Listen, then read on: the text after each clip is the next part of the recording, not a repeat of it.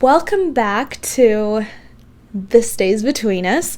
Just a reminder, all opinions expressed are our own. This episode may include commentary based on publicly available information and is intended for entertainment purposes only. AKA, don't sue us. We don't take responsibility for anything we might say. It's all just for fun kicks and giggles. Yeah. All right, and today we're going to start off with a little fun little segment where we are going to do, what did we call it again?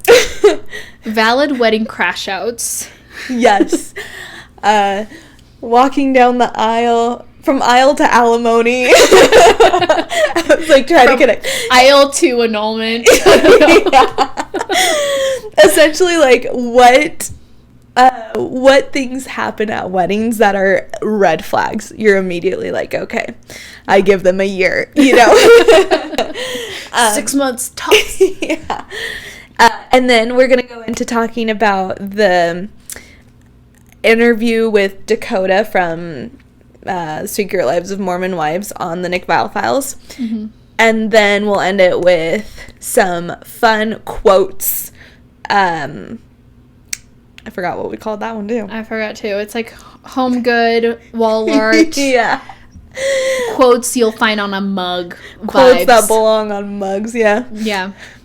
Okay. Close out that way. So, wedding crash outs. All right. What are some red flags for you? I mean, I love seeing those videos of the man just, like, smashing cake on the I was going to say, that's, like, I feel like that is the quintessential most common one. That happens.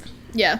Divorce. Immediately. It's like, don't even... I feel like Josh don't even send the papers to the court. But very, like, it was very minor. It was, like, a little piece, and we just, like a fed it to each other and, like... Yeah. Pressed it a little and it was fine. But I've definitely seen people, like... I've seen grooms flat out just grab the bride's face and, like, smack it on the cake. Okay, I was gonna say that. It's ridiculous. Like, it makes me want to cry. Because I'm, like, watching those videos, and I just know that the bride, like, spent hours on her makeup and hair, and now it's, like, full of frosting. Money yeah. And the dress and all the things. Also, like, the event isn't over. Like, yeah.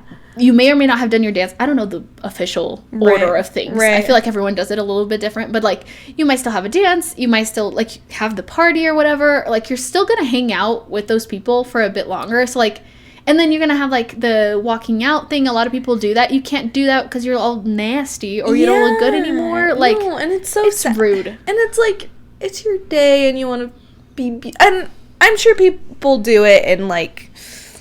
I'm not big on pranks, so I feel I was actually gonna say, like, I wonder, like, how did that tradition ever even start? Even for birthdays, it's like slightly humiliating when, it's like it's your moment and somebody smashes your face into a cake. It gives out, like, younger sibling trying to take the moment.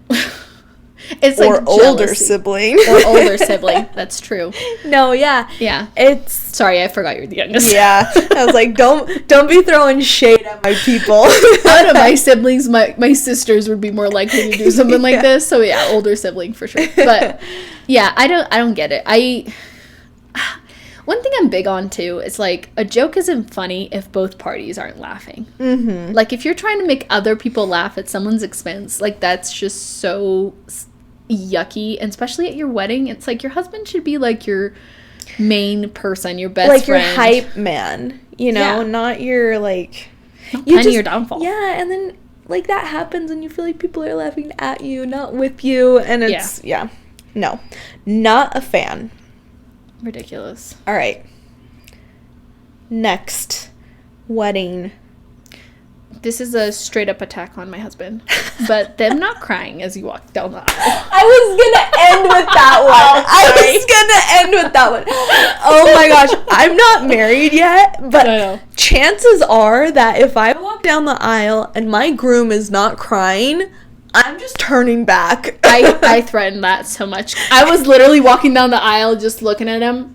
Yeah. And it was really sunny on both our eyes, so I'm like, is he crying? And I got it close and he wasn't, and I'm like, all right, you're just getting a peck when they declare husband and wife.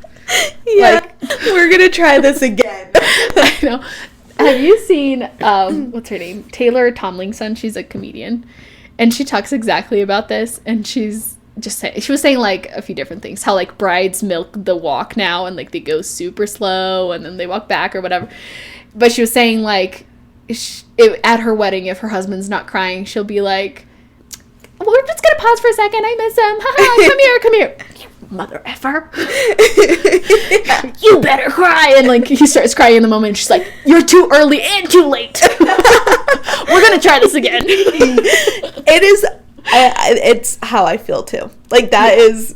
We need tears. You know, like. My problem is that Josh is not a crier. Yeah. And which is a good thing and a bad thing. I've definitely been in a situation before where it was like a first date and the guy was bawling and I was like, you can never touch me again. But he doesn't cry.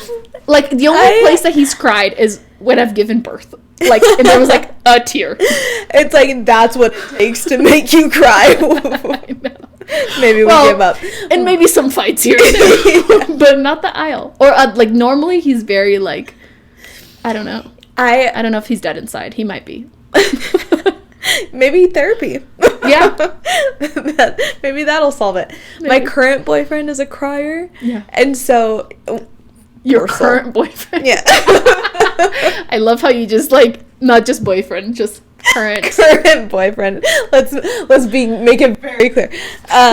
No. You're replaceable, babe. Stop crying. This is a warning.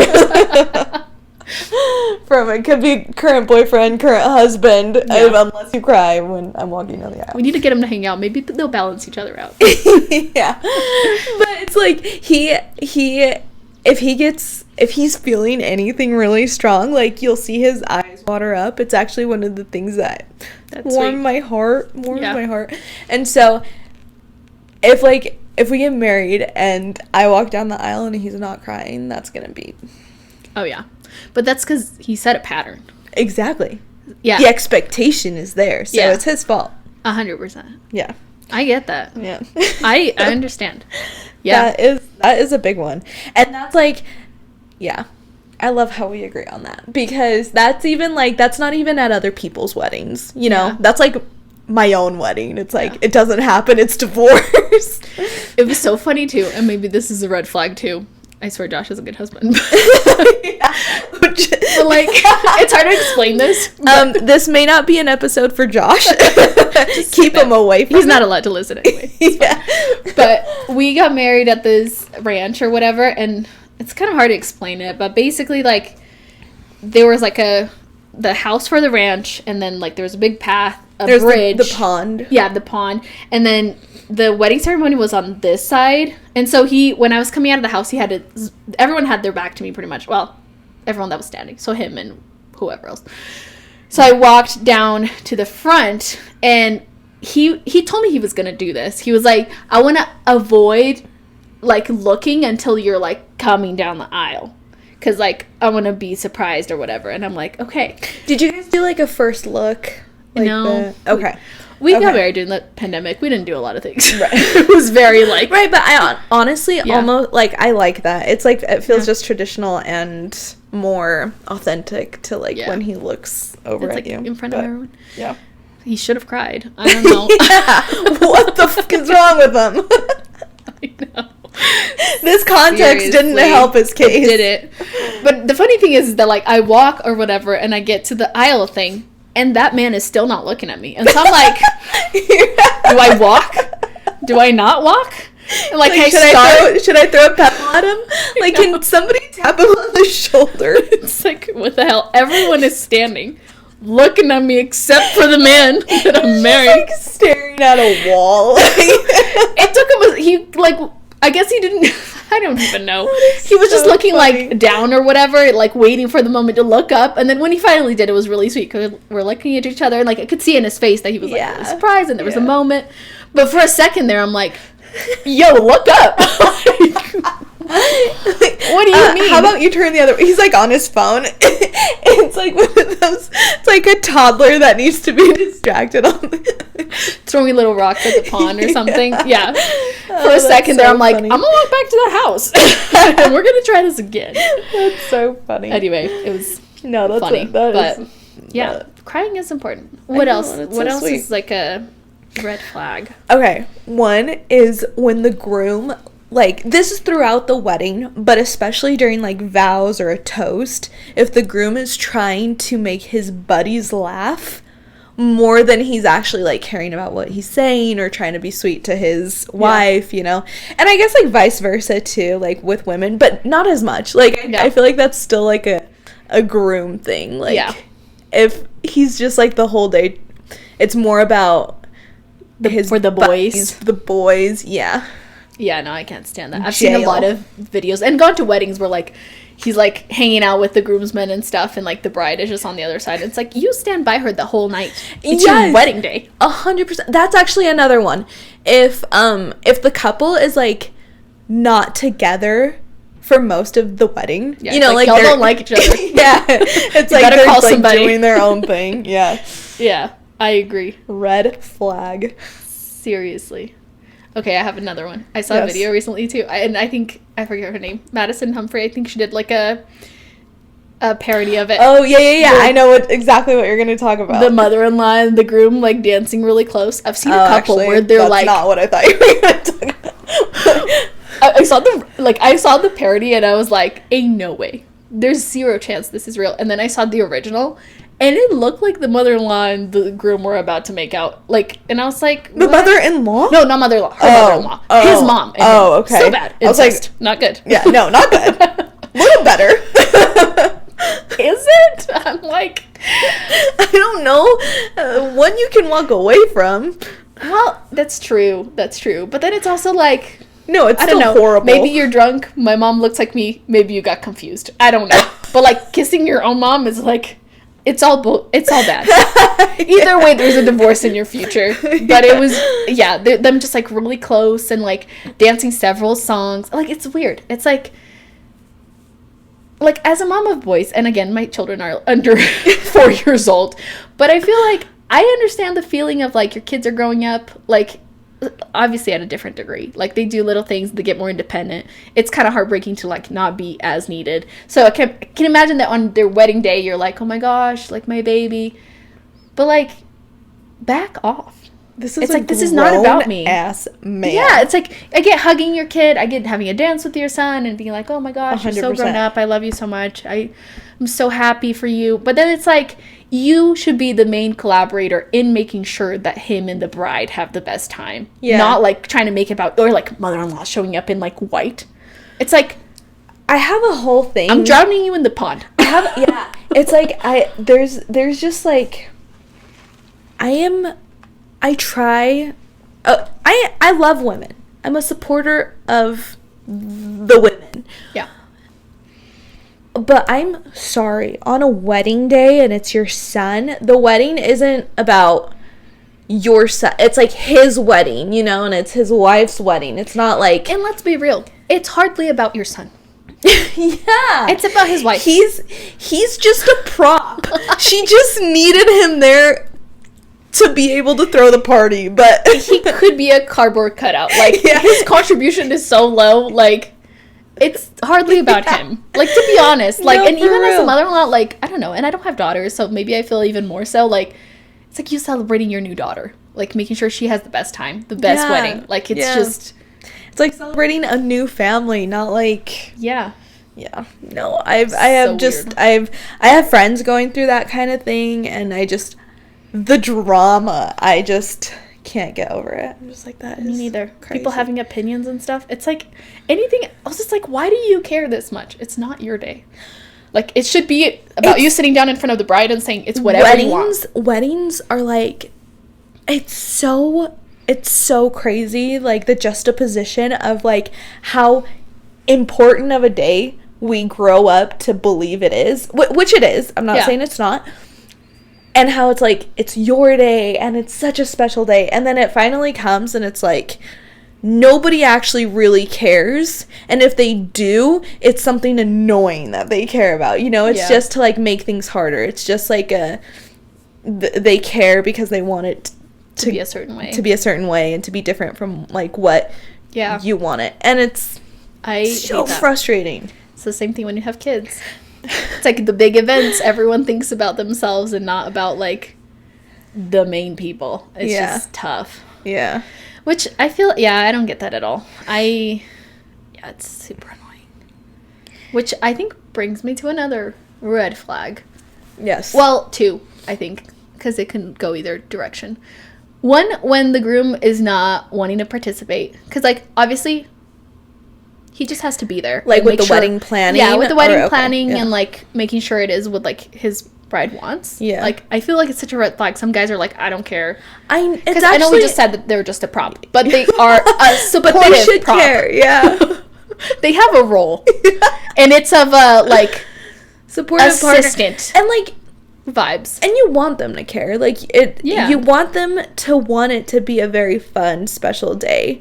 It's like... But they also have to understand that most of their opinions and taste is bad. So... They 100%. Have to be... It's like a ballroom dance, right? Where it's like, he's leading, but she's the show, Yeah. Like, and that's my analogy. I like it. He should be there. He should be supportive. He should be helping, like, make the dance happen. Yeah. While also knowing that she's the center of attention. It's about her, yeah. Yeah.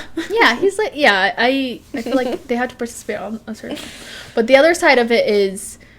I guess it's just the same thing, just being supportive. Because I feel like there are so many people that have so many opinions, and I feel like the grooms, like the brooms, the grooms' number one job also is to like support his wife. So like if people are being annoying, like standing up for her and being like, thank you so much for your opinion. We're actually not doing that. And just, like, you don't have to be rude, but stand up for her. Yeah, it's the foundation of your marriage, too. Oh, yeah. Which is... It translates into everything, and it's so important.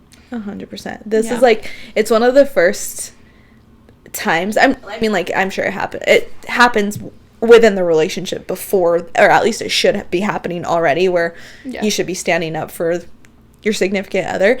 But I think that a wedding is like so stressful with how expensive and all the planning and all that stuff, that it does bring up enough situations where it's like, this is who you guys are as a couple, you know, like. And I think especially where we live, people don't date for very long before they get married. No, they don't. I think the average in Utah is with like 2 months. I don't know.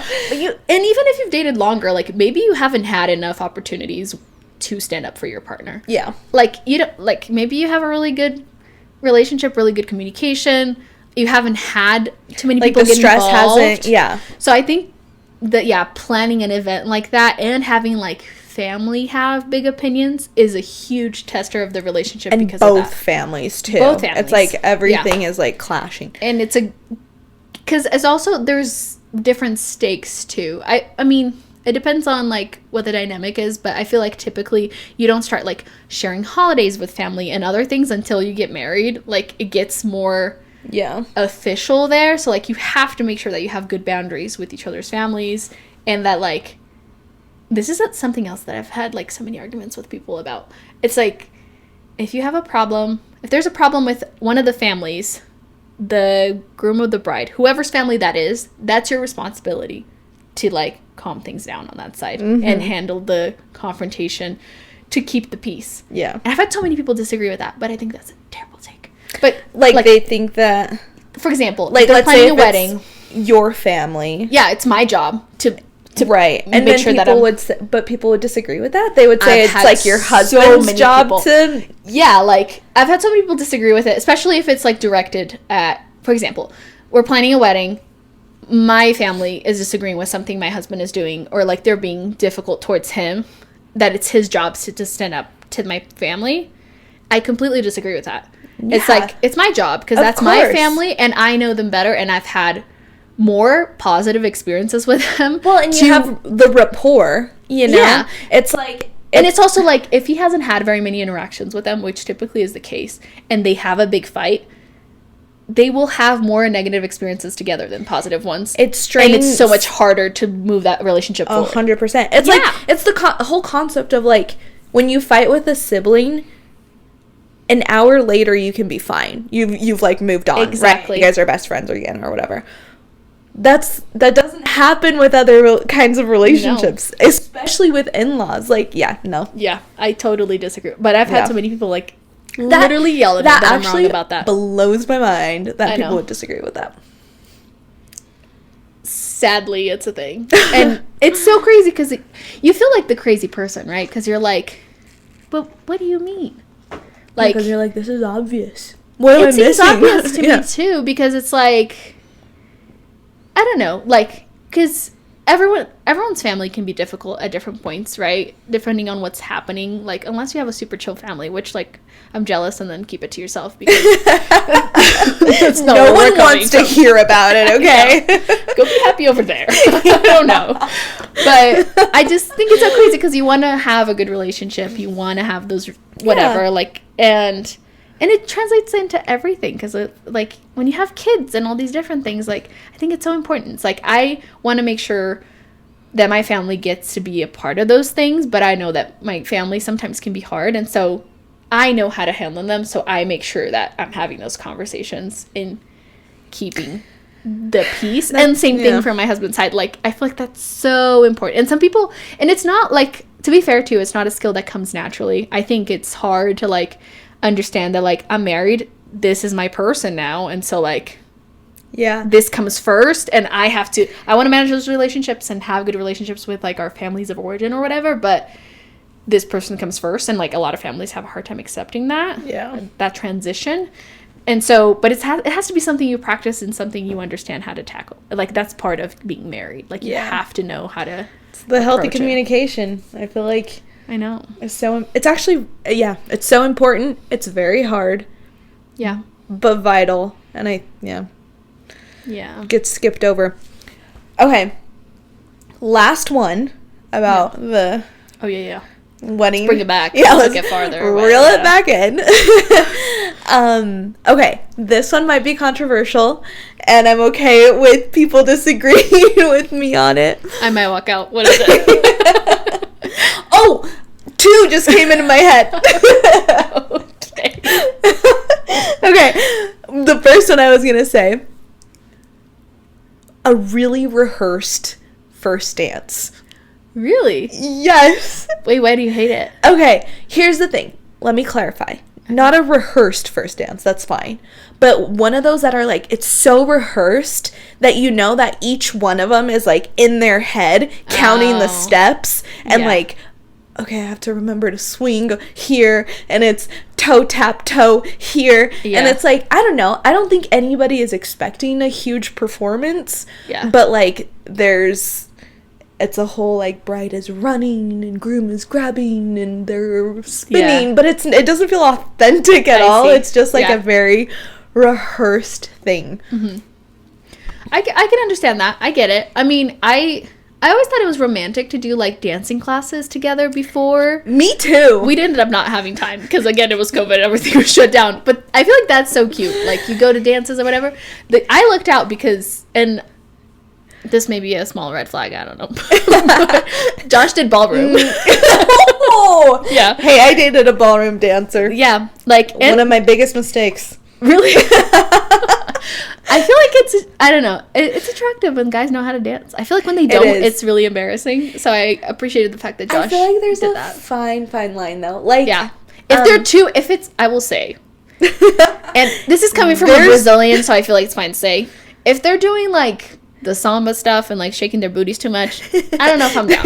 There's a very, like, it's a very niche skill. Yeah. To be a very good dancer and still look like very masculine still. Yeah. You know. And some guys can do it, but I feel like most but it's niche, you know? Yeah, it's hard. And when you can, sexy. Oh, yeah, 100%. Sexy. But, like, the college level, most of them were cringy. And also doing it wrong. Like, there's some men, they will look great doing it, but I'm not attracted to it. You know, it's a very, like, I know what team you play for. And that's absolutely fine. Yeah. But I'm, you know, like, as far as... Yeah. I don't want to tap that, you know? I get it. Yeah. I feel like most of that was in code, but I got it. You picked up what I put down. I get it. Yeah. But also, like, from, like, being from Brazil, like, dancing full hall. Oh, yeah. That is, so and important. if a guy knows how to dance really well. It's hot. Very hot. Yeah. Love it.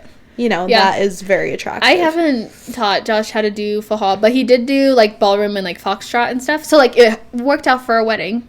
And grew up dancing faja. And, like, I did, like, a ballroom class, too, in high school at some point. But, so, like, our dance was really good. People were, like, really, like, surprised by it. Yeah. Which was cute, but it wasn't, like, planned. We were just figuring it out. Which, like, that. Which I liked, yeah. Yeah. But it would have been fun to do classes together. Which I think so too. Like classes, and again, having like a rehearsed dance isn't bad. And also, this is me like being extra judgmental, right? Yeah, but there's just I've been to weddings where like, you can just tell that it's so much more about like how it looks rather than like that moment being them too. And I feel like it's almost sweeter when it is something that's like you can tell the couple is just like locked in and they're having their moment, and it's like and it could be just them swaying, you know, back and forth, but you see that love between them, and that to me is so much more romantic than that like super rehearsed thing. Yeah. But I'm not against it. I'm just throwing it out. It was going to be controversial. Yeah. Just know, if I'm at your wedding, I'm judging you. You're probably going to start getting fewer invites. I actually love weddings. I do too. I feel like most people hate going. Yeah. I love it. I love like, and anyway. It's a good time. What was your other red flag? But this actually, it's not like a red flag. It's not like a divorce red flag, but it's like I feel weird about it. I feel like a little uncomfy when it happens is the garter toss. Oh. I could never. I've never understood that. It's so funny. Is that local? Because I've never seen that until I moved here. I don't know. Is that no? I think it's like a pretty like United States thing or national thing. I don't actually know if it happens in Brazil. I don't know. I went to a wedding where they did that, and I didn't know what was happening. But I was like why? Like, why is he in her dress? Like, I get that y'all have been waiting. But like, can you wait like another 2 hours until the hotel? Why is he under there? I know. I could never. Your dad is there. His dad is there. I can just picture like being sitting on that, and you're like sitting in a chair.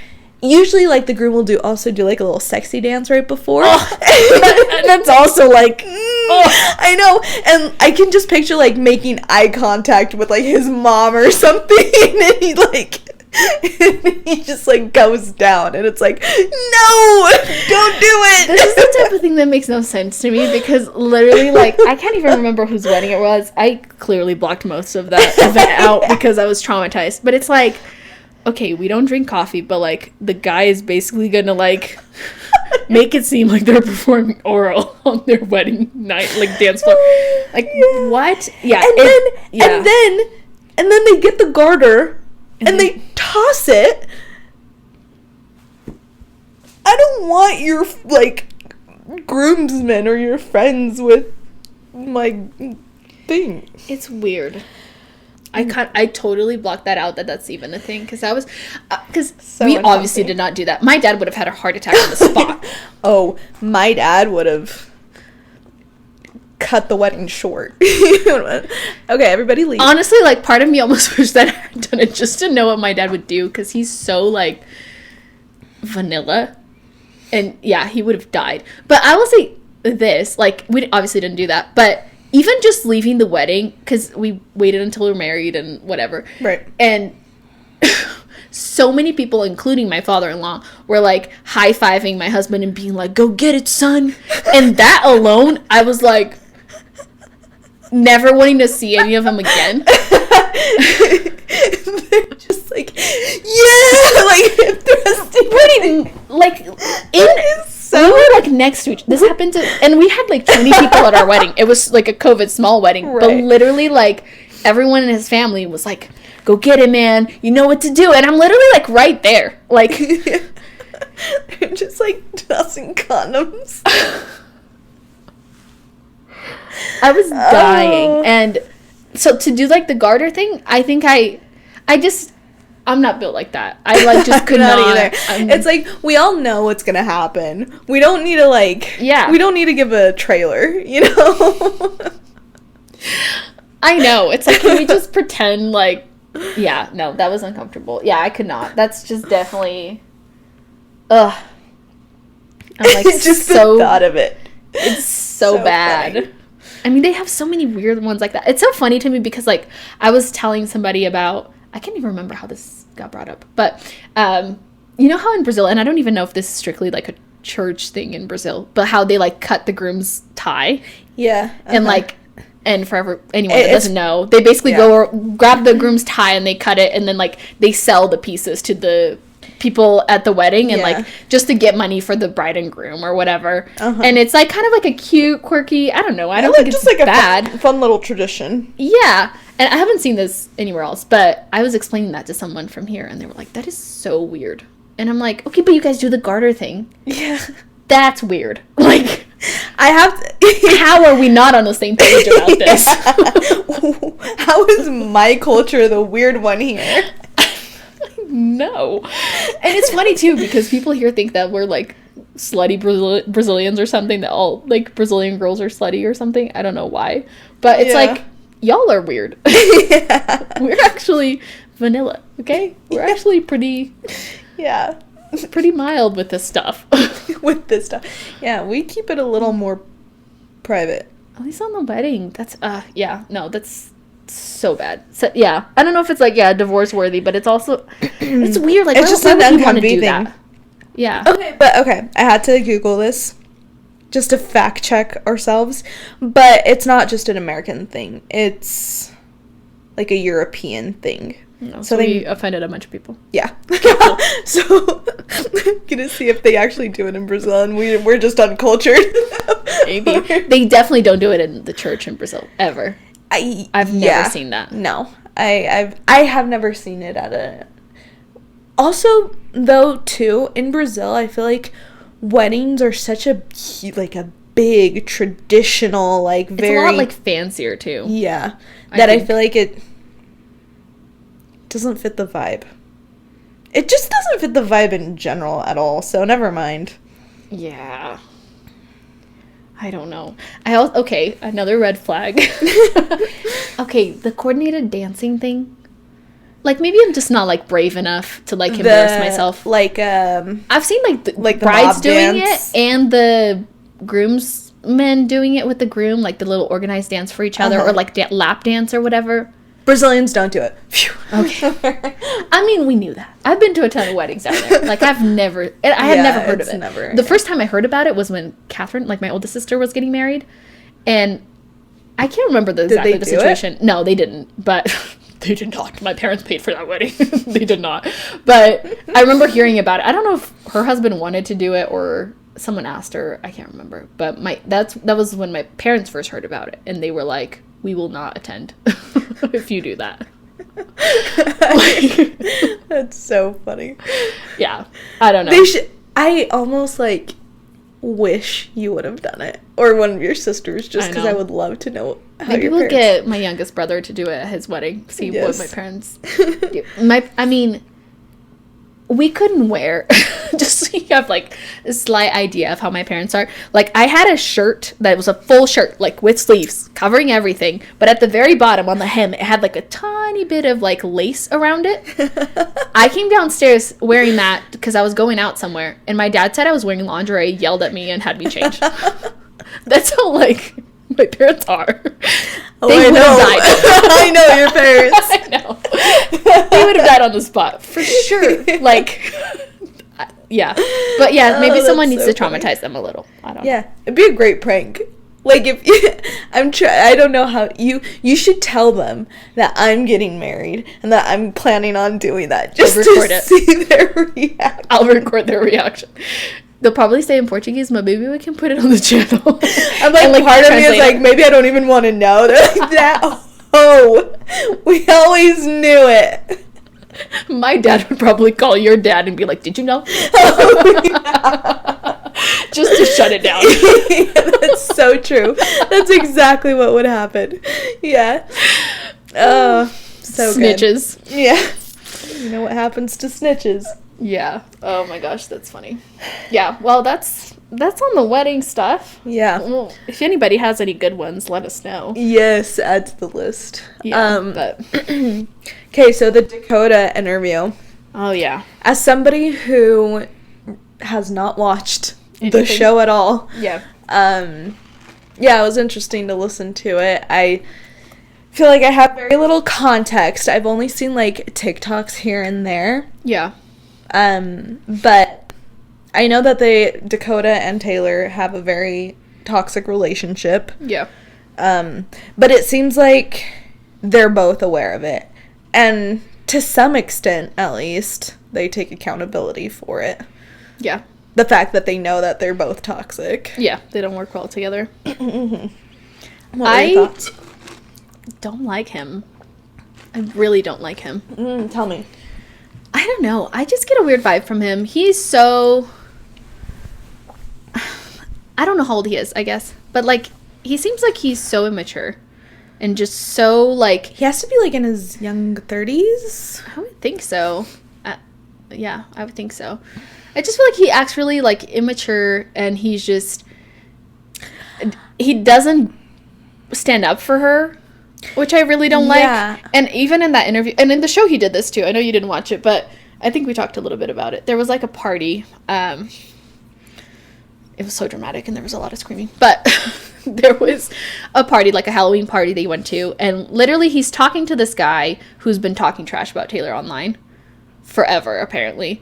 And he was like a part of the swinging thing-ish. And he just has never fully owned up to it. And he's basically had tried to like throw her under the bus anytime he has had a chance to. His name is Chase. And allegedly. Anyway. And in my opinion. And this like Dakota guy shows up and they go like straight to talking to each other. And this guy is talking trash about Taylor, who he was with at the time. And he's just like, man, I didn't know that. Oh, dang.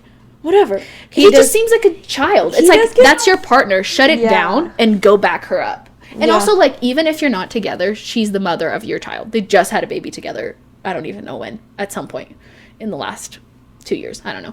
But, like, you have a baby with this person. This guy is talking trash about her. And instead of sitting there, and especially because this is on TV, it's like, what do you do when you don't have cameras around? Like, are you trying to find people to talk trash about your baby mama about? Like, that's a terrible situation. It's like, I know they acknowledge that they're toxic together, but it's like, then change the toxic behavior. Like, the accountability is there, the responsibility is not, because they're not, like, changing. No, and it's like, oh, we bring out the worst in each other, and it's like, ha ha ha. It's a choice, though. You chose to be there. And then, like, she comes up in the conversation because she hears them talking about her, and he's still, like, attacking her along with this guy. And it's like, shut it down. If you have questions, you talk to her in your own time. Yeah. And you resolve it. But you don't, like, attack your partner or your baby mama or whatever in front of other people. Like, yeah.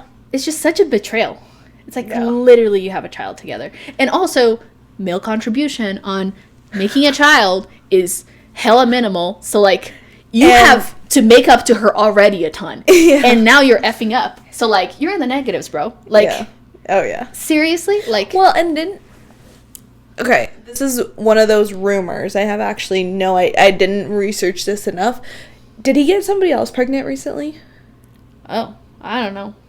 I think I heard about that, but I don't know. Which wild. Which also, like, can we wrap it up? Can we wrap up your ding dong? So, like, before you go... There is such a thing as a condom, a vasectomy. And, like, basic biology. Do we not understand what happens? Like... Yeah. And do we want a bunch of different baby mamas? Another one that you're gonna disrespect, probably. Like, for real? Yeah. And, like, think of the children. It's like, if you don't want to be responsible, think of the children that are gonna come out of this and have a really tough time. Because you're bringing them into these, like, terrible situations. Like, very public situations, too. Yeah. It's just... Yeah. Ugh, I don't like him. Yeah. I really don't. And during that interview, he was very much... And we can break it down further. But, like, I feel like he very much got asked questions. And then he'd be like, oh, no, I'm going to protect her. So I'm not going to tell you what it is. But then he's leaving room for speculation that she did something bad. Or she's a bad person. But it was like, I'm not going to tell you what the context is behind this. Because... I want to protect her image when she's very much like, I like her, honestly. I know she's kind of impulsive and she's kind of immature too, but I do feel like she's honest. She'll come out and say things straight up, and she doesn't leave room for interpretation. And that has served her poorly before too, but it also serves her well because she is transparent. And so him creating nuance for people to come up with opinions about her is a betrayal too. Yeah. It's like...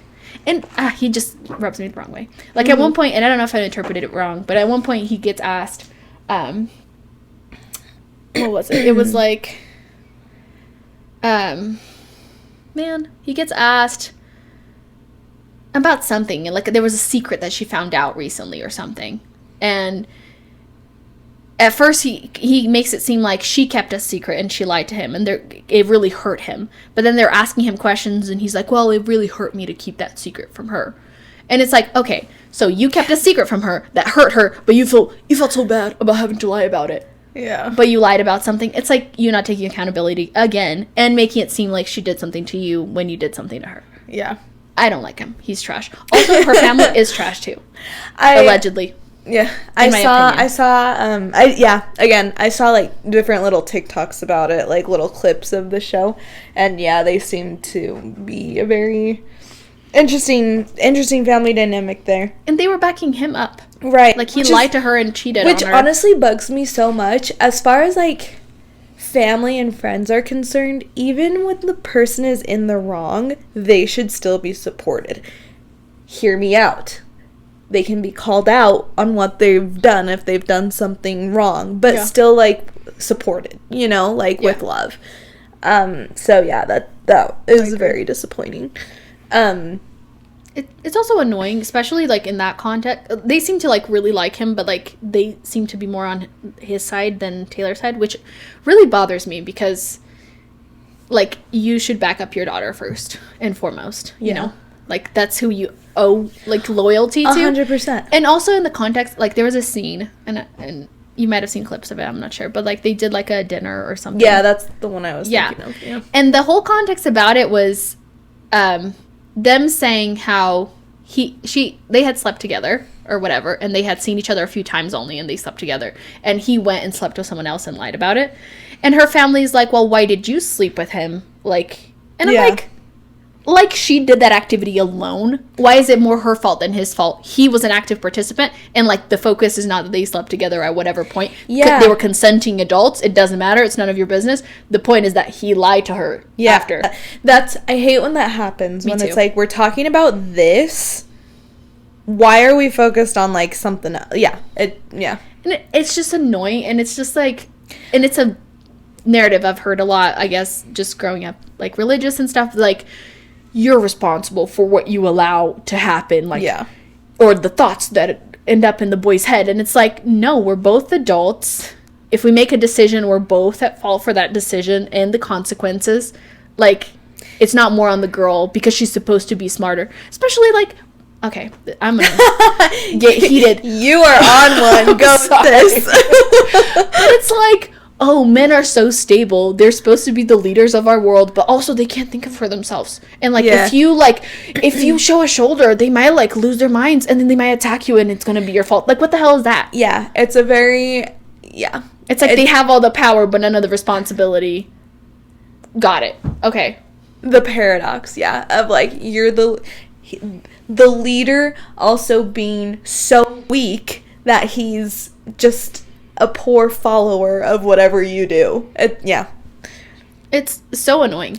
And he was like, and even Dakota himself, he like yelled something at her like in that moment, like what did he say? I think he said something like, what does that tell me as a guy that you were, like, willing to sleep with me right away? And it's like, what does that tell me about you? Like, what does that mean? What does that mean? Like, you wanted to sleep with me and it's my fault. Exactly. What? Exactly. It just pisses me off because it's like, why? And also, like, yeah, that just bugs me. What does that tell me as a woman about you?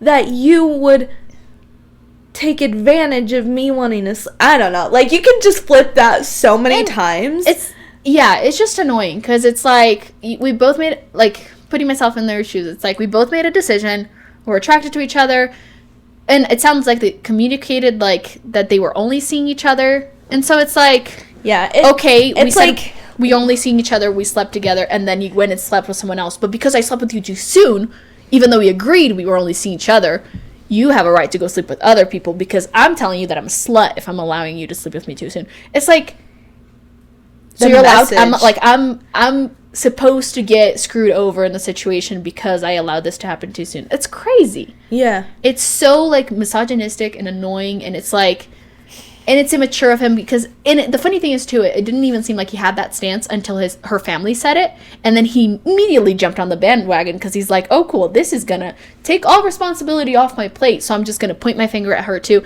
instead of being her partner and turning to her family and being like, actually, we chose to do this, and I stepped out on it, on that agreement, and it wasn't cool. Yeah. And we're trying to fix it. Yeah. It's like, why are we not mature enough to, and also, to begin with, why the hell are we talking to her family about this? Right? Yeah, well, reality TV show. I get it, but yes. Film them too talking about it. Like, you would never bring these issues to your family. They're not entitled to be a part of your relationship like that. I get that you're involving all of America and other countries. But, but you know what I mean? Yeah, like, no, totally. At some point, the show is going to finish or whatever. You still have those relationships with your family, and that's still going to be hard to set boundaries later. With the public, you can just go offline, and, like, no one will hear from you again. Yeah. You know? Yeah. But no, totally agree. You know what I did? It's like, shout out to Nick Viall, though. I did like how, I feel like he called him out a ton, though. And he was just like, well, you know, like, you've said this and this and this. What you should be doing is X, Y, Z. Like, why aren't you, essentially? And I appreciate that. I feel like it needs to be said. I feel like Nick Viall seems very healed. I know he probably has his own faults, and I don't know him too much, but, personally, I don't know him at all. But, like, just from watching his stuff, like, I don't know too much about him. I know a lot of people don't like him, but I do feel like he has a lot of valid opinions. He like, I didn't watch his season on The Bachelor, but he wasn't very liked, right? Yeah. And then, I can't remember if I did. He's had like a, what do you call it? He's overcome. Yeah, I think so.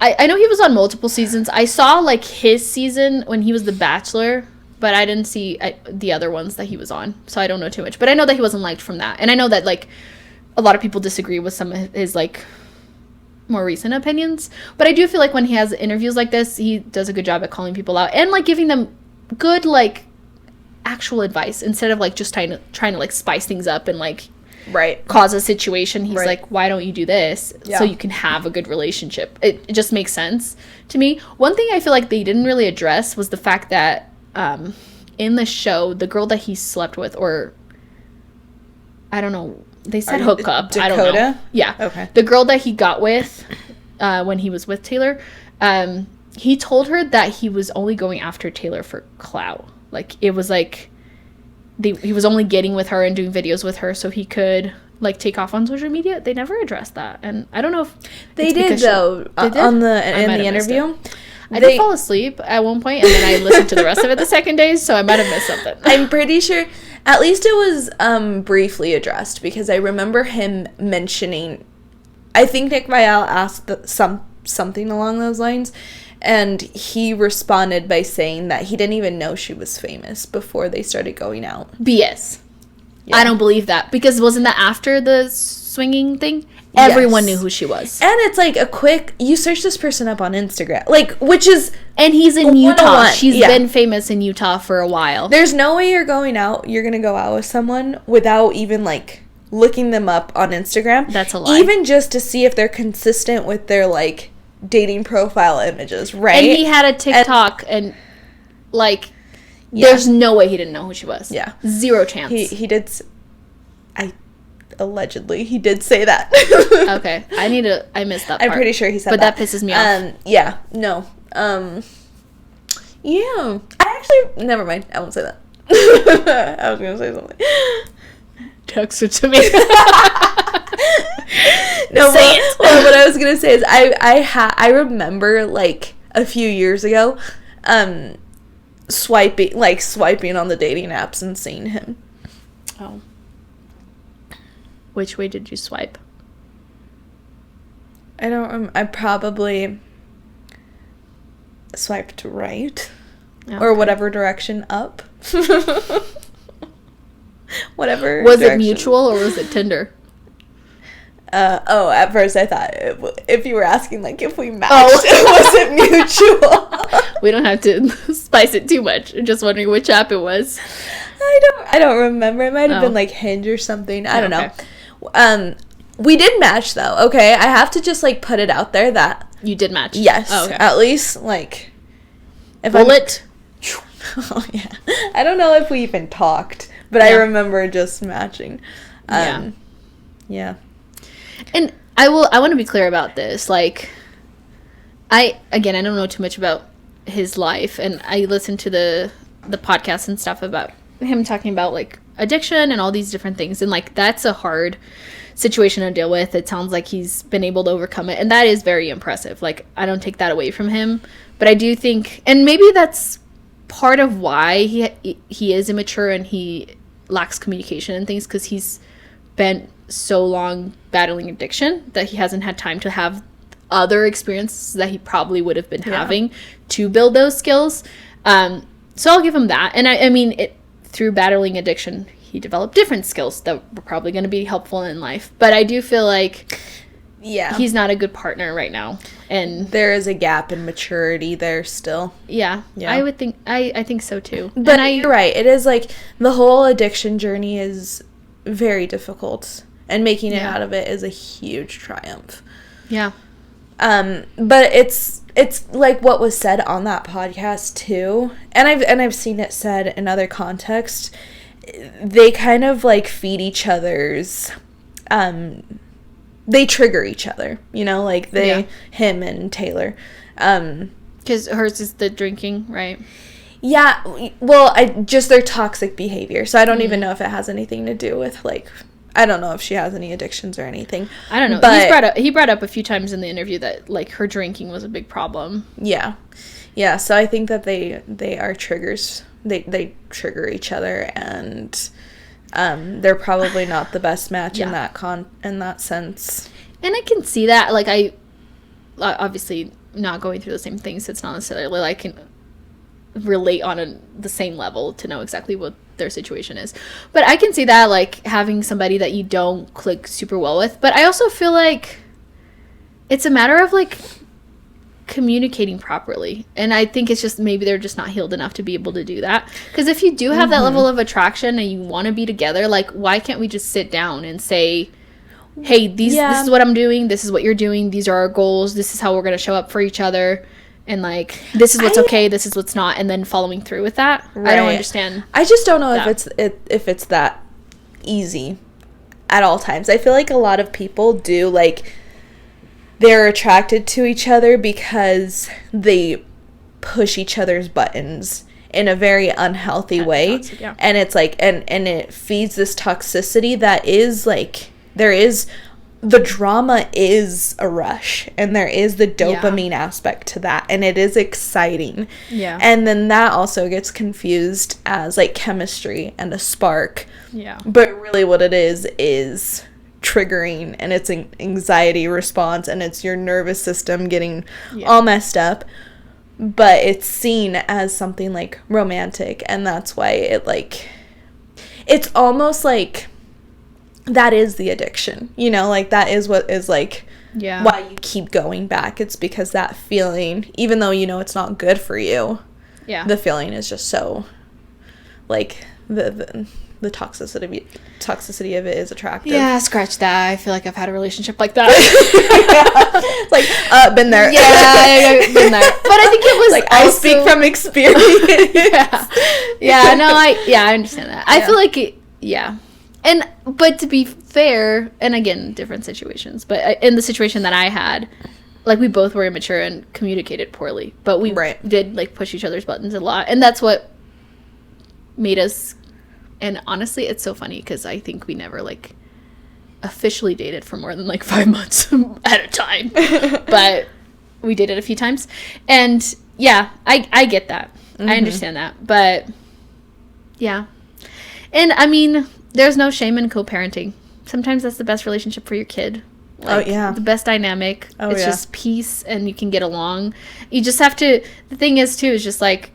Just please do the healing and, like, make sure you can get to a place where you can communicate effectively to do the co-parenting and setting those boundaries, because like, the only person that's really getting hurt that matters, that sounds bad, is the kid, because as adults, like, because the adults are making the decision, right? The kid is just it's like collateral, and that's what's sad, is because they're not deciding anything that's happening, but they're receiving the consequences of it. So you gotta keep it's so sad too, because I can only imagine you also have resentment towards each other, not just for the failed relationship, but also for, like, losing half of the time with your kid, because now you're having to split custody. I can only imagine that just fuels the resentment, and that's so hard. I can't even imagine that. That's just and especially for her, like, and I mean, he only has one kid, so, like, that's the hardest that he knows, and that is definitely very hard.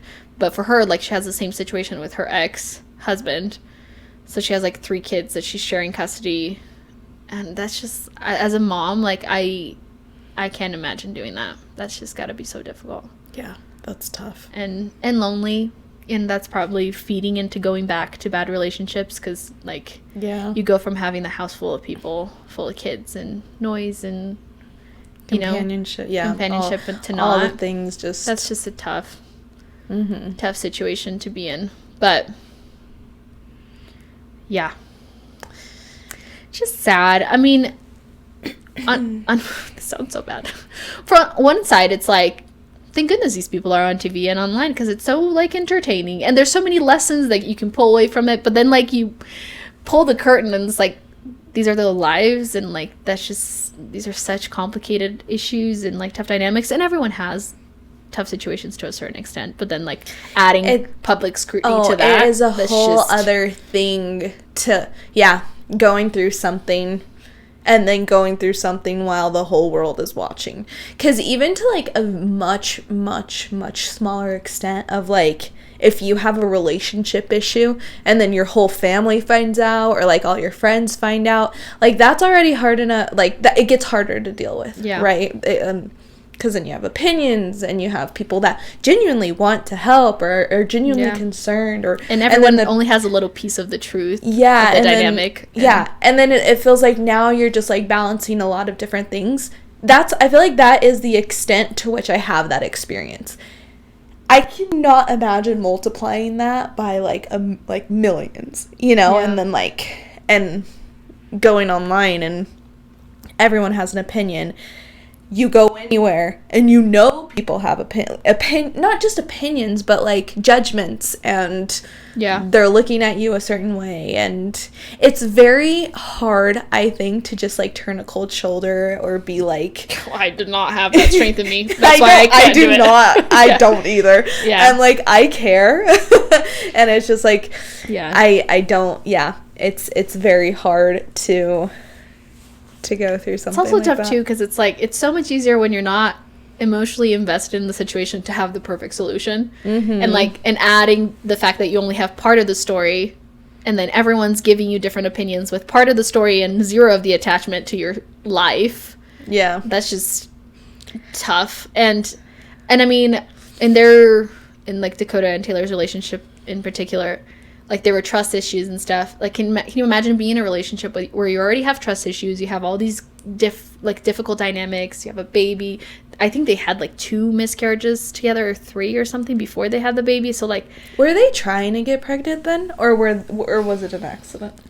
I don't know, because I don't know. I'm pretty sure they had a few miscarriages, so I don't know if it was like intentional or they just weren't being careful and things just kind of happened. Yeah. And it sounded, I mean, him with like an addiction background, her like going through like a divorce and everything else she was going through, they might have not been thinking about it. Yeah. Which like, and not that it matters too much. Yeah. I feel like it's like that kind of thing is going to be difficult regardless, but yeah. True. But just all this hurt, and like, can you imagine just like people coming out of the woodworks like, oh, I hooked up with him too, or hey, I did this. It's like, how could you not, like, how can you just shut that off, especially when it's like one of the times it was true. Yeah. Like the random girl, I think that's what happened. Like the random girl popped out and said, oh, I hooked up with him at the same time you were with him, and then that's how this whole thing happened. And yeah, that's just, I honestly don't know how they do it. And I think, I mean, if anything, I hope that y'all get compensated enough. Like, they do. Well, even still, like, up that contract, because like that is tough. Make it worth it. I know, you gotta be getting paid really, really, really, really well to go through that. Yeah. And I mean, and I'm not even judging, honestly, because it's like, I don't think I would have the strength to do it, but I don't know. Maybe if the paycheck is big enough, maybe I would still go through it. If I could have a house that's big enough and nice enough that I don't have to ever leave it, maybe. Yeah. Yeah, honestly. Like, financial stability is huge, especially now. So, like, in being a single parent, which a lot of them are, like, I totally get it. Like, I don't think I have any judgment towards, like, them doing it at all. If anything, it just seems like a very, it just seems like a very hard thing to do. Do you also get, like, kind of blown away that on top of all of that, they're doing that in Utah? Because I feel like out of all the places, like, if I was going to be on, like, a reality TV and, like, have the guts to do that, in Brazil, maybe I would. But, I think they're so much more judgmental. Well, yeah, I think, honestly, that is one of the reasons why it blew up the way it did. Well, yeah. Is because of all the places for that to be a controversy. This is it, you know? Yeah. This is the place. But then, like, I would live somewhere else in a different state and then come back just to film. Because how do you just, like, go to the grocery store? And a lot of them go to church, like... I can imagine people don't stare. I wouldn't be surprised if that's what they do. You know, like, they have a second home. Somewhere else, yeah. Yeah. That's what I would do. That's what I would do, too. Go live in another country. And maybe people play it cool. Maybe people don't approach them and stuff. But I don't know. I would think that people do. I'm sure they get approached. And there's crazies out there, you know, for everything. And just, I'm sure that they get, like, the stalker people, too. And oh, that's scary. Yeah. Oh, that freaks me out so bad. I've seen so many, like, scary documentaries. That just gave me a reaction. My eye stopped working. I don't know what that was. I don't know. I just needed comfort. Like, imagine having, like, a crazy stalker. I've seen so many, like, stuff. I know. So many, like, documentaries and things about that. Like, that's scary. Like, some people get obsessed. And, like, and also just, like, the parasocial relationships, people thinking that they know you. And, like... I know. Ugh. It, like... Did you shut off? It looks like it did. Why? We made it quite a while. All right, quick pause. Okay. Also, I saw you reaching for the cushiest rice and then being like, I can't. Okay, but you have to try these. They're so good. Try it. I mean, they're kind of cold now. It's okay, cushion. Even cold is still good. Okay, we're back from our technical difficulties. But, Also, there's a massive hole in my straw. It doesn't work anymore. Cover it. Ugh! I know, that was the worst time. That was horrible. It's too big of a hole. It's, like, slashed in half. It's like half of a straw. It's okay. That's why they have the little thing. But yeah, very interesting interview. Well done. Yeah. Did you think it was funny, too, that his team reached out to Nick Viall to, like, be on? Yeah. Didn't go out of their way task. Well, I thought it was interesting that was even brought up. I was like... I think they wanted to make sure that was like, we didn't ask you here, you asked to come, so... Yeah. Yeah. Oh, yeah, it was very intentional. I thought so, too. Kind of a smart move. I think so, because he's... Yeah. Not one of the most interesting characters. I think they had everyone else on. Yeah. On different episodes, but... Yeah. It was interesting to, like... I wonder what the PR strategy was, or if there even was one. Yeah. But it was just interesting to see that, like, he was given a platform, a pretty big one, to, like, give his side of the story of just, like, who he is. And it fell flat a little bit. I think so, too. I think it's funny that... I don't know. I think it's funny that everyone on that show is, like, against Taylor. And some people are, like, flat out against her. Some people are just kind of more, like, passive about it. But they're all just trying to flip the narrative on her because she's, like, the most popular one. And I think she is for a few different reasons. I think she can be, like, too impulsive. I think she can be pretty petty. But she tends to be honest, and people like that. But I do feel like his intention with that, allegedly, my opinion, I think he wanted to flip the script on her a little bit. Because I think the show made him look bad. It made him look like a bad partner that's not supportive, that's not... doesn't communicate well. He would yell at her and be aggressive when she, like, not physically, like, it, and I don't know. Well, emotionally is but enough, emotionally, right? like, when she was pregnant, like, he was very rude a lot of the times. And that's a hard thing to do. Like, being pregnant sucks. You're sick. She was dealing with, like, the divorce, not being with her kids, like, a million things. And he didn't seem very supportive. Like, he looked bad on the show. Yeah. And I think he was trying to rewrite the narrative a little bit to either make it against her a little bit or at least just, like, more neutral. And I don't think he achieved either of those things. I think he was trying to give more like, at least what it seemed like was giving himself more context of, like, hey, like, this is my background, like, this is where I'm coming from, like, I come from I have a difficult story as well.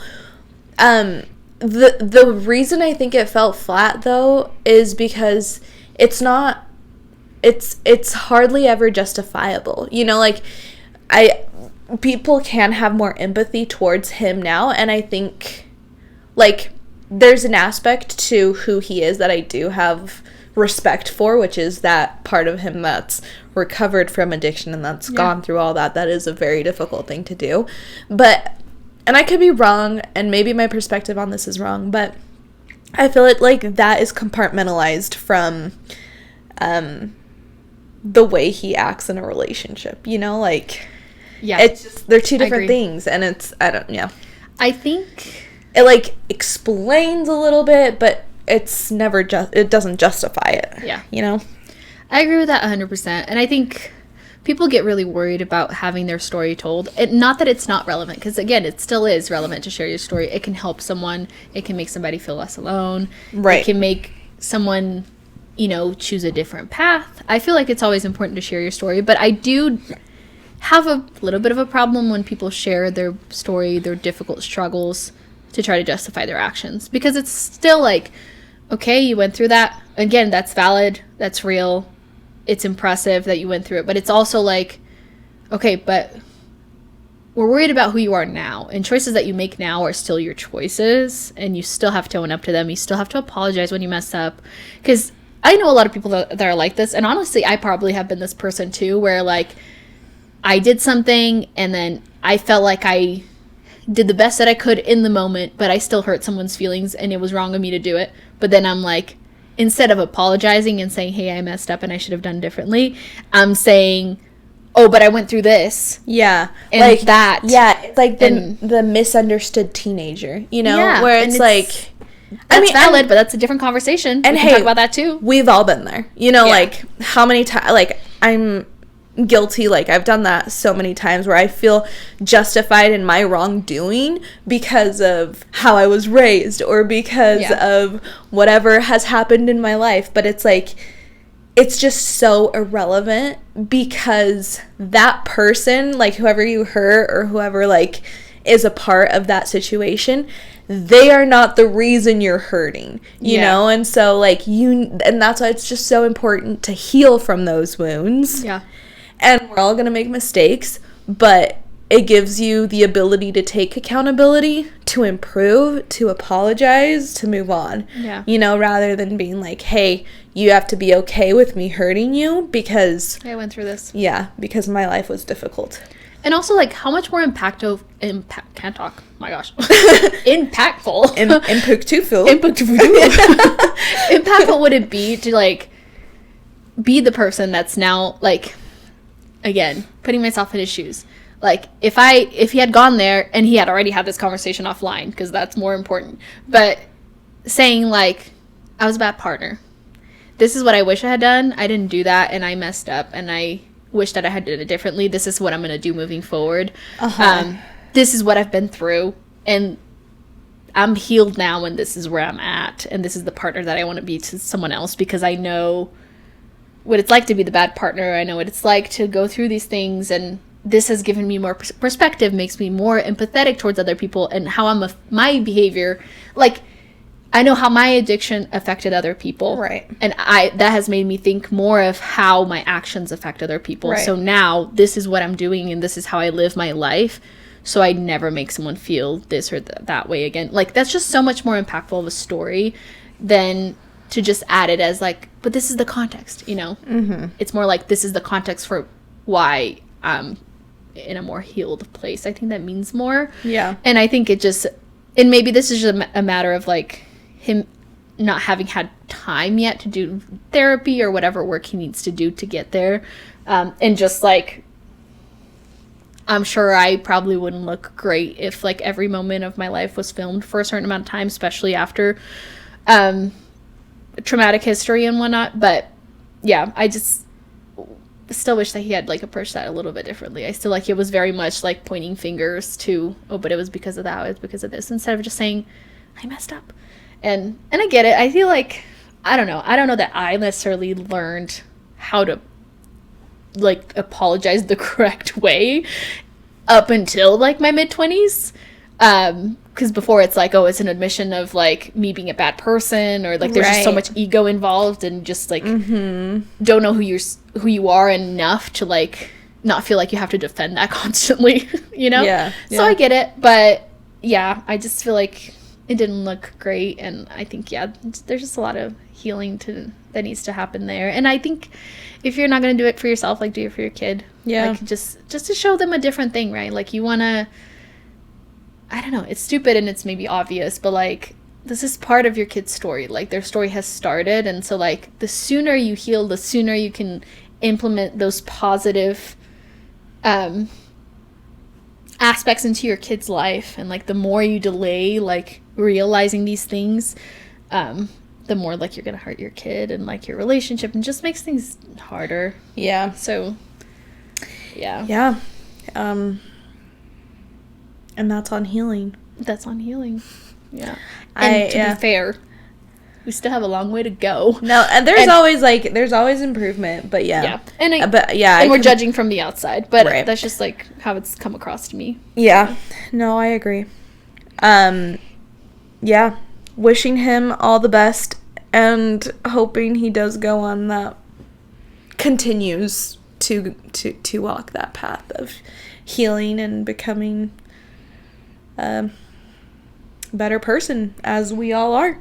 You know? Also, like, when you think about it, it's like you overcame, like, addiction. Obviously, you probably still have, like, struggles with it to continue, which is huge. It's huge. It's like, that's what I'm saying. Yeah, it's like learning to apologize seems like a small thing to, like, add it, you know? It's like you've done this huge thing. Yeah. Like, there's these small things that, like, will add up on top of that, but, like, if you can do this, like, you can do this other part. Yeah. This part is the easier part. Yeah, it is. It's a part of I feel like that's a part of the whole recovery, is being able to apologize. Yeah. Anyway, should we finish up with our... I'm unprepared, so I'm gonna let you go first. with our quotes. The transition was just so good. I just need to give myself some props.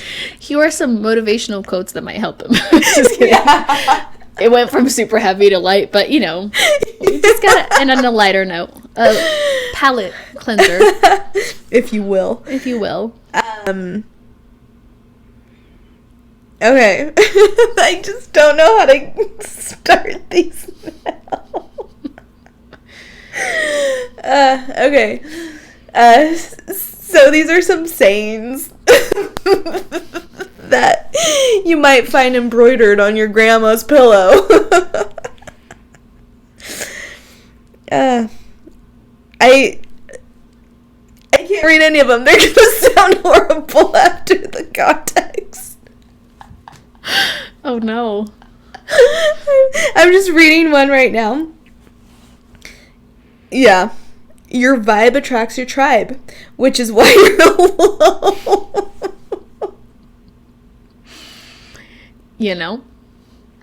And that's on fixing the vibe. Yeah. And that's on knowing when to quit.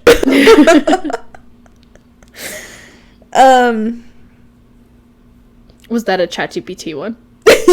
Yeah. Does it sound like it? No, I mean... AI came in clutch.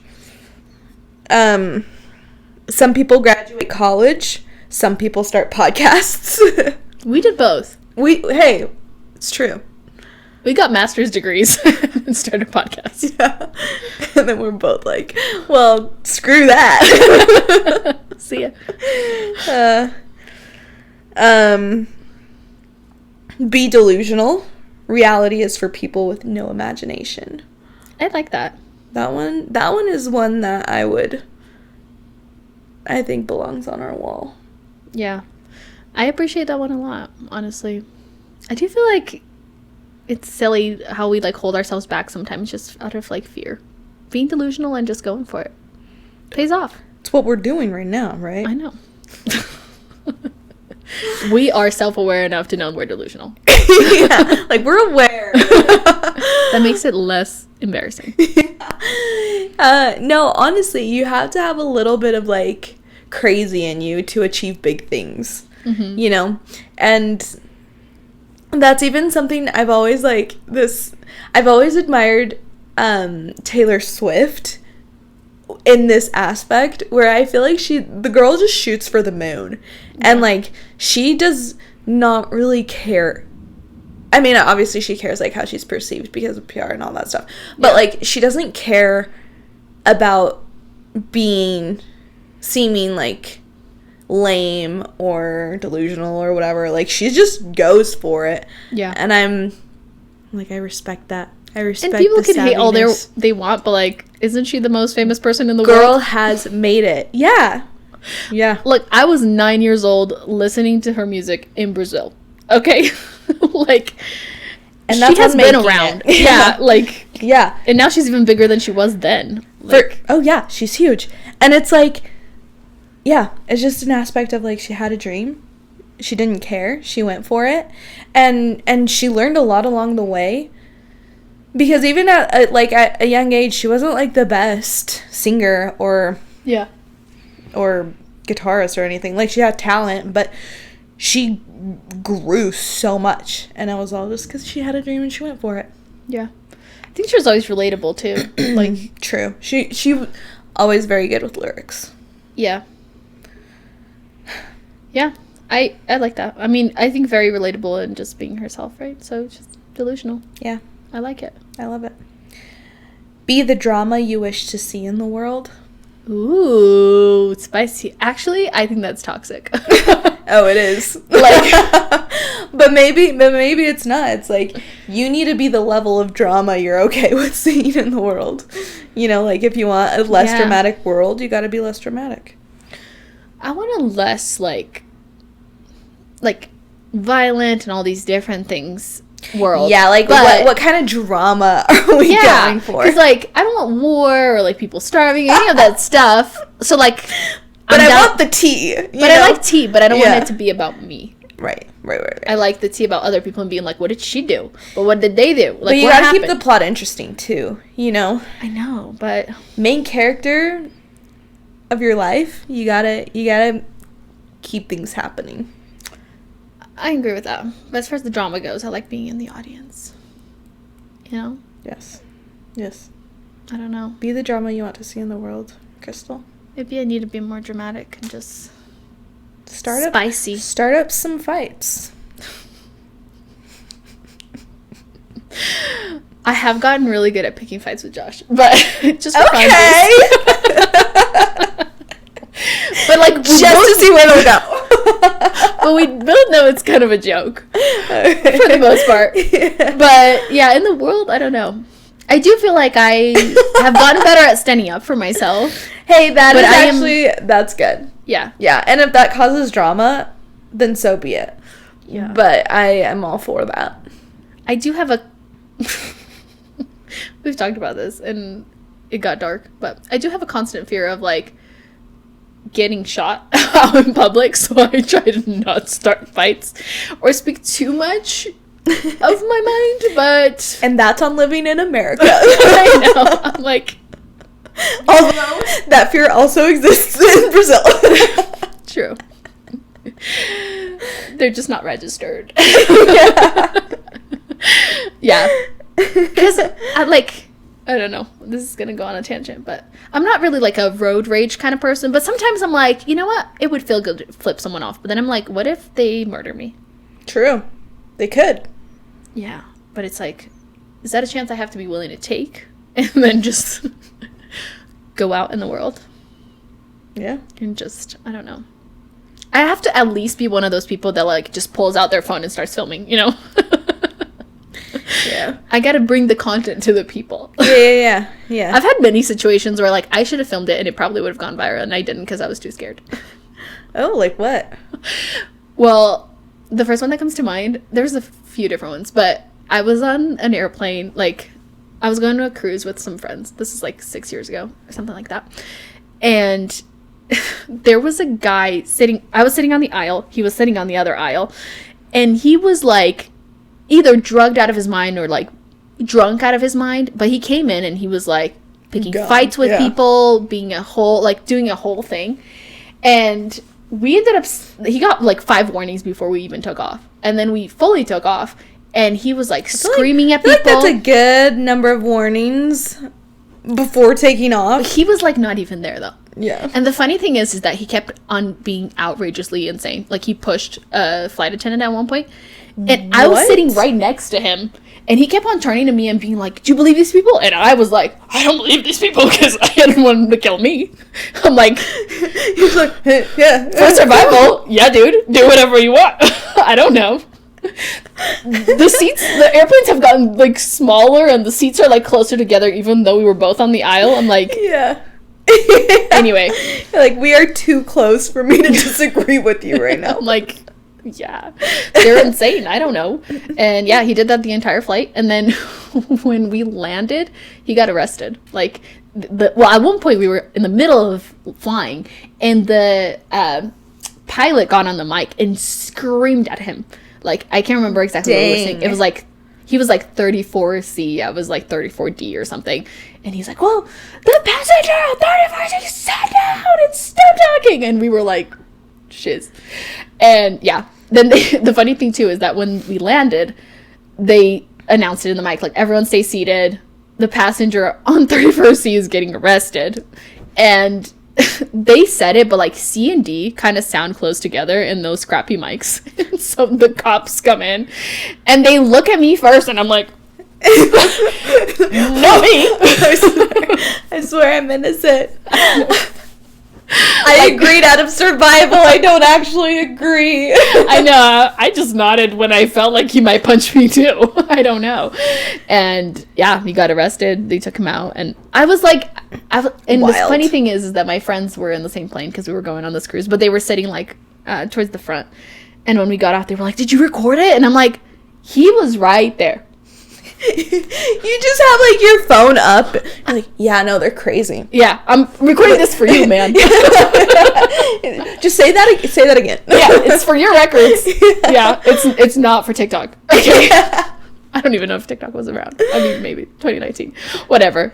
It was hella scary, and yeah, and people like applauded when he got arrested, and he kind of fought it on his way out. He was out of his mind. Like, that's wild. It was just the craziest thing, and he was so close, and I was like, this would have been such good content, but also, yeah, I don't know. Yeah, he pushed a flight attendant at one point, and then they brought another flight attendant over, and they had this little piece of paper, and they were basically like, we're going to read this to you, and you have to agree to behave in this manner or whatever for the rest of the flight. And then he wasn't paying attention, so they're like, okay, we're going to hand it to you, you have to read it. And he like just threw it like a ninja star at the guy's face. It was like this laminated big like red thing. Anyway, it was crazy. It was wild. Wow. And I'm just sitting right there like, talk about bad flight. How many hours was that? It wasn't too bad. It was like a connection. I can't remember exactly where we were going. I think it was either from Utah to like, I can't remember where we had the connection. Cause we stopped somewhere and then we did the rest of the flight to Florida. So it was in one of those. It was probably like a 2-3 hour flight or something. Yeah. It wasn't too bad, but it did feel like a very long trip. But yeah. Well, yeah. Anyway, I've had a few of those. You missed your 15 seconds of fame right there. I know. Let's give it. And if you're out there, how are you doing? I don't know his name. Hope you're out of jail. We hope you're doing well. Oh, yeah. In your recovery journey. Yeah, maybe. Anyway, that's on, yeah. Film it. That's on filming the drama. When in doubt. Oh, it's not going to. Pull the phone out. Oh, I was trying to rhyme and I wasn't going to be able to. That's good. Go. Yeah. You heard it here first. When in doubt, pull out. That's applied for everything. Applicable for life. Quotes embroidered on your grandma's pillows. Grandma knows what's up.